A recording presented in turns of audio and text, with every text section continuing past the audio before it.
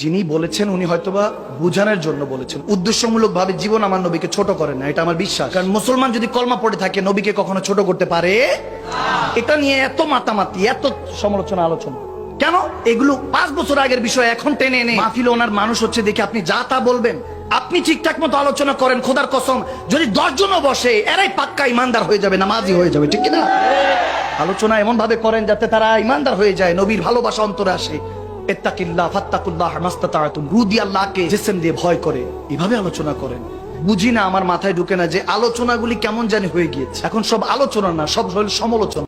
বিষয়টা নিয়ে অনেক আলোচনা হচ্ছে, সমালোচনা হচ্ছে। ঘেটে দেখলাম 5 বছর আগের কথা। আমি কাউকে ছোট করছি না, কখনো ছোট করার উদ্দেশ্য নাই। আমার চিন্তা হলো সব মুসলমান আমার নবীর উম্মত। আমার নবী যদি কবুল করে, আল্লাহ যদি ক্ষমা করে, আমি আপনি বলার কে?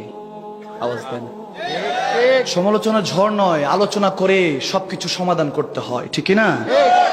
যিনি বলেছেন উনি হয়তোবা বুঝানোর জন্য বলেছেন, উদ্দেশ্যমূলক ভাবে জীবন আমার নবীকে ছোট করেন না, এটা আমার বিশ্বাস। কারণ মুসলমান যদি কলমা পড়ে থাকে নবীকে কখনো ছোট করতে পারে? এটা নিয়ে এত মাতামাতি, এত সমালোচনা আলোচনা কেন? এগুলো 5 বছর আগের বিষয় এখন টেনে এনে মাহফিল ওনার মানুষ হচ্ছে দেখে আপনি যা তা বলবেন। আপনি ঠিকঠাক মতো আলোচনা করেন, খোদার কসম যদি 10 জনও বসে এরাই পাক্কা ইমানদার হয়ে যাবে, নামাজি হয়ে যাবে, ঠিক না? আলোচনা এমন ভাবে করেন যাতে তারা ইমানদার হয়ে যায়, নবীর ভালোবাসা অন্তরে আসে।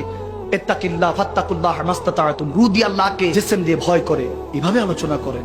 বুঝি না, আমার মাথায় ঢুকে না যে আলোচনাগুলি কেমন জানি হয়ে গিয়েছে। এখন সব আলোচনা না, সব হলো সমালোচনা।